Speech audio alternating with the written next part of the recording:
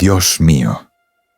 A veces me detengo en el silencio, y al mirar mi reflejo, no sé si soy yo o la versión que el dolor ha dejado. Pero ahí, Señor, en ese instante donde el alma se asoma en el cristal, tú estás. Estás en lo que callo, en lo que pienso, pero no sé cómo decir, en lo que solo tú puedes entender. Hoy no vengo a pedirte respuestas, solo a pedirte presencia. Que cuando me mire a mí mismo, vea un poco de ti.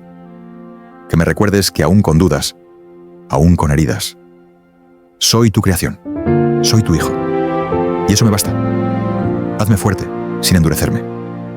Hazme sabio, sin perder la fe. Hazme tuyo, aunque el mundo me confunda. Y si un día ya no reconozco mi reflejo, que al menos pueda reconocerte a ti, en lo profundo de mi corazón. Amén.